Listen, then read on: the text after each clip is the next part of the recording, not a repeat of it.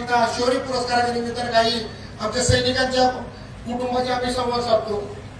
मला अत्यंत खेदाने सांगू वाटतं, मी हा मुद्दा आवर्जून का सांगतोय, कारण गेल्या वर्षी आमच्या सोलापूर जिल्ह्यातील एक शहीद झाले आणि त्यांचा आम्ही शौर्य पुरस्काराने या ठिकाणी सन्मान करणार होतो.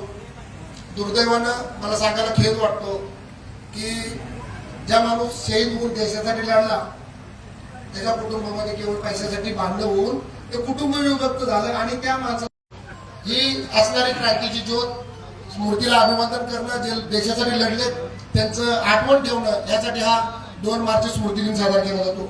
आज या निमित्तानं मी थोडक्यात प्रास्ताविक संपवणार आहे, परंतु त्यापूर्वी मी या ठिकाणी काही पुरस्काराची घोषणा औपचारिकरित्या करतो.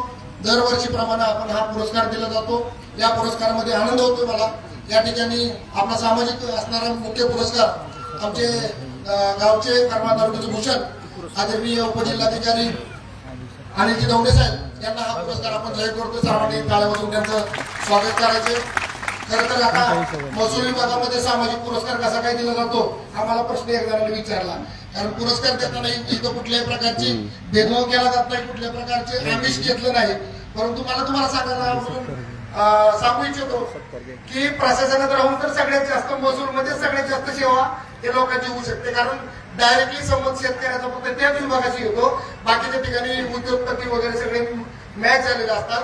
परंतु दौंडे साहेबांना पुरस्कार देताना मला तुम्हाला आवर्जून या निमित्ताने सांगितलं पाहिजे की त्यांच्या कार्यालयामध्ये या निमित्ताने मी असंच भेट दिली असता, कारण साहेबांच्या कडेची माणसं कधी खरं सांगत नाही, परंतु साहेबांच्या ऑफिसमध्ये फिरणारे लोक मात्र साहेबांबद्दल खरं सांगतात. तर त्या कार्यालयामध्ये गेलं असताना एका मी शेतकऱ्याला पकडलं आणि त्याला विचारलं की अरे काय साहेब कसे आहेत, तर त्यांनी सांगितलं की एवढा चांगला साहेब याच्या आधी कधी आला नाही.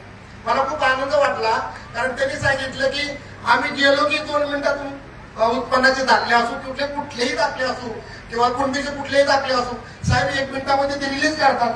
आणि तो कौतुक सोहळा बघून त्याही पुढे जाऊन ज्या गावातून ते आलेले इंद्रानगरच्या शाळेवरती त्यांनी शिक्षक म्हणून काम केलेले आणि त्या शाळेमध्ये साहेबांनी परवा 1 लाखाचा निधी दिला का, तर मी तिथून त्या शाळेने मला या ठिकाणी आणले.